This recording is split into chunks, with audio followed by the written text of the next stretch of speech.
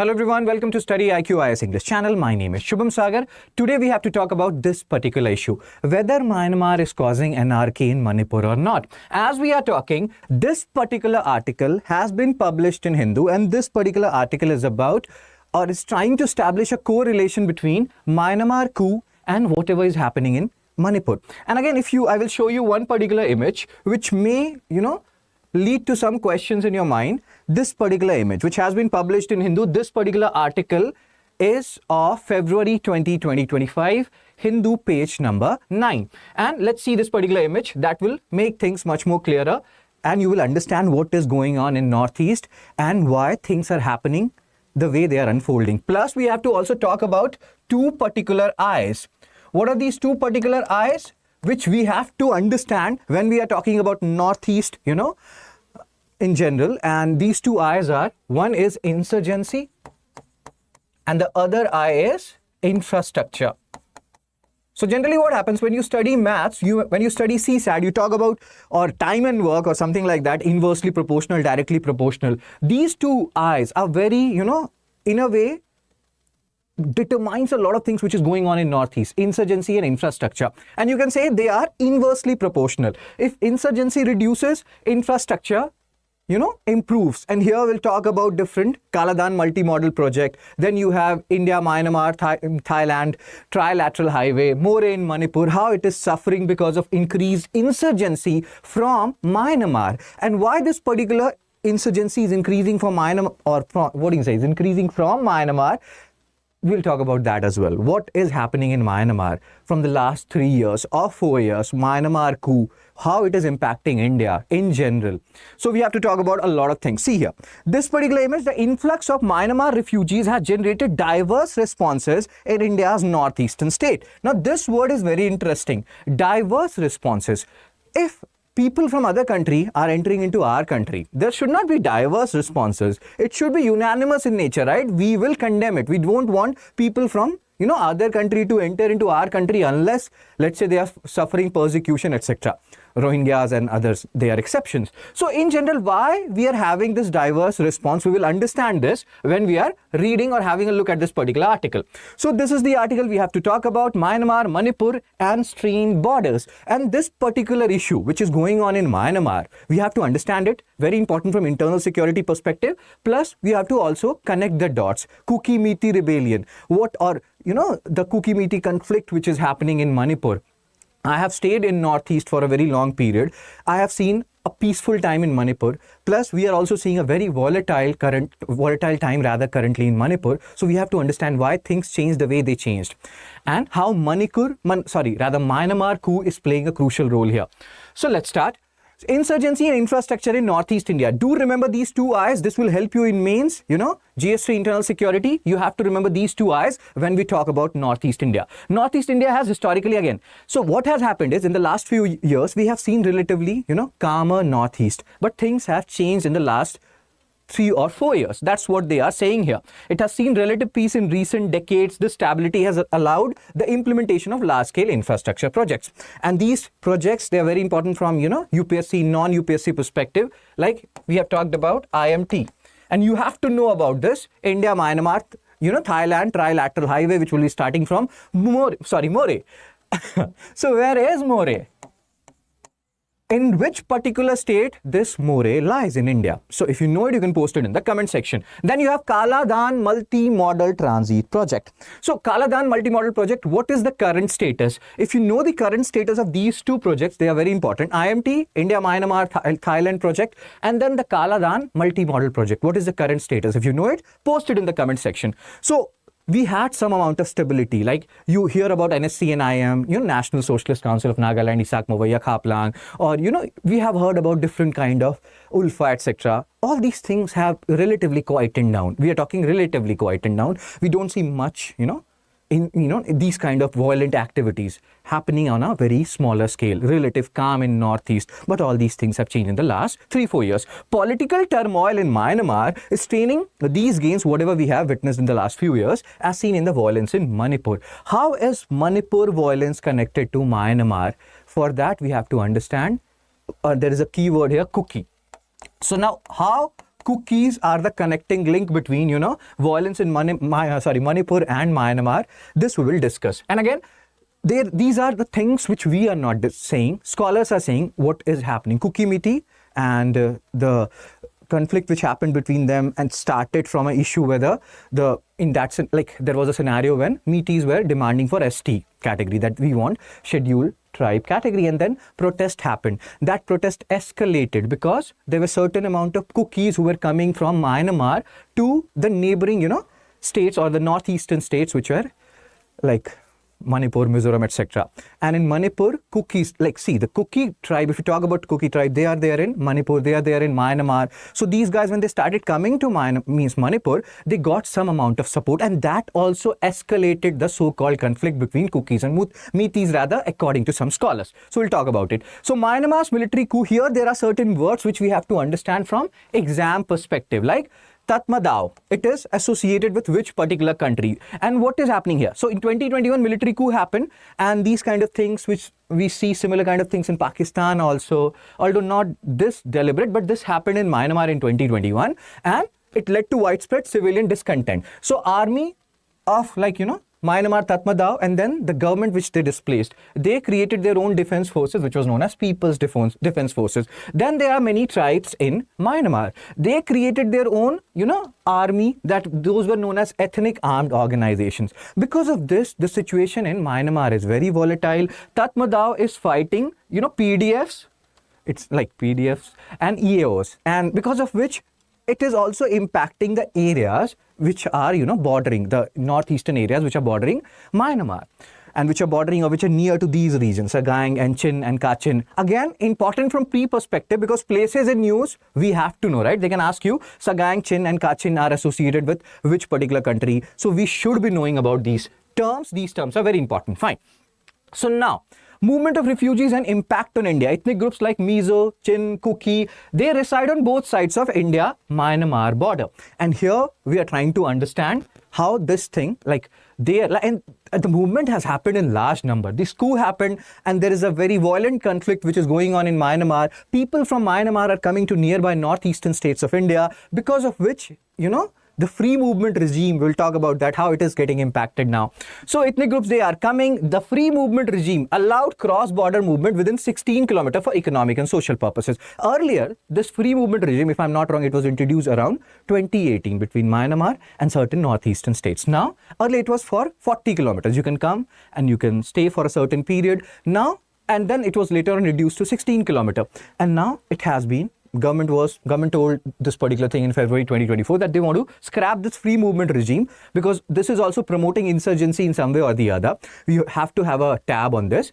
And then in December 2024, they proposed something else, that within 10 kilometers you can come, you can, distribute your goods if you want to, and you should have certain passes for that. So however, due to Myanmar's conflict, a large refugee influx has disrupted border management strategy. See, in this particular slide, what is important from exam perspective, whatever exam it is, they can ask you, free movement regime is occurring between which two countries? So you have to remember free movement regime, this particular term as well. So now, what is the current status? How many people from Myanmar has entered India, or, supposed to have entered India or Indian territories? As of December 31, 2024, around 1 lakh Myanmar refugees were in India, with 73,400 arriving after the coup. That is actually a very large number. We are talking about last 4 years. And out of these around 73,400, many of them were cookies who came to Manipur region, and because of which many scholars say that this whole cookie Miti conflict escalated to another level. And there are different regions. Imphal Valley is Miti dominated. Then there is an area called, where I went, Chura Chandpur, that is cookie dominated. So many things are going on from last 2 years, and we have not yet been able to keep those things under control. Situations are still out of hand or out of control to a certain extent. So Mizoram's government and civil society now, if you you read about internal security, there is always one question related to Northeast India, why we have not been able to fully integrate Northeast India, infrastructure issue is there. Then when you talk about Indian national movement, you don't see many leaders per se. Even in history, we don't talk much about Northeast India. You talk about them in Neolithic period, Dao Jali Hading, Napchik, Saru Taru. Then in Indian national movement, you have Rani Gaidanliu, etc. But these are exceptions, not the norm. We don't talk about them much. We don't see their participation much. It is also said that at the time of independence, Myanmar wanted Mizoram to be a part of them, and they wanted, because they felt like, and Mizo people also, some of them felt like they could contribute more to Myanmar's politics than to India because of the size and topography of India. India is much large, compared to Myanmar. So all these things, that's why you are seeing all these things. Mizoram governments and civil society have shown empathy towards refugees due to shared ethnic backgrounds. So it's not just that whatever is happening in Myanmar, the coup and the armed conflict is impacting only Manipur. It's impacting, states like Mizoram as well.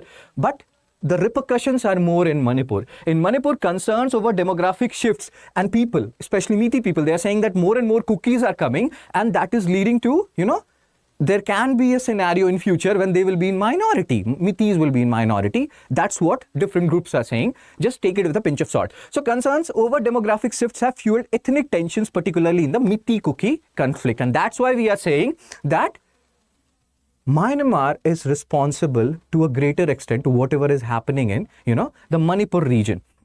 But the impact is not only confined to Manipur region. Union Home Minister announced plans to abolish FMR, free movement regime. That happened. He announced that plan in February 2024. Then December 2024, they took some action because it's a government thing. It takes its own sweet time to maintain security and demographic stability. A new framework, December 2024, now allows people within 10 kilometers of the border to cross with a permit at designated point. It's not like a free movement. You can go here, there, anywhere. There are certain points. And earlier it was 40, then 16, now it is 10. And so many more restrictions now. So economic setbacks in Northeast India. What is happening? Now free movement is compromised. Infrastructure will also be compromised. What about the India-Myanmar-Thailand trilateral highway? What will be the impact on it? It is said that all these things had impacted all these projects. These projects were already delayed, but now they will be delayed further. More in Manipur is impacted a lot, which is a part of India, Myanmar and Thailand trilateral highway. Instead of expanding the FMR for greater economic integration, India is restricting it. And again, as I've told you earlier, that I've spent a big portion of my life in Northeast. And many people say that Northeast is almost 20-25 years behind the Indian mainland, so-called Indian mainland. A Silchar flood happened 1 or 2 years before. Nobody knew about it. How many of Indian media covers what is going on in Northeast? Until or unless we talk about these issues.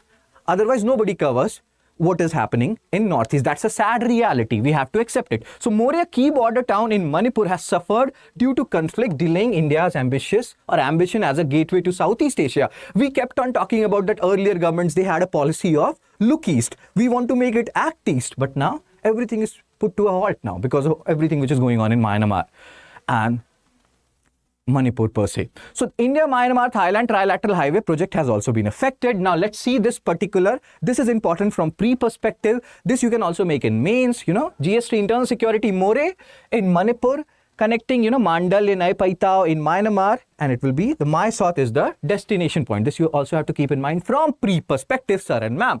Fine. Then what else?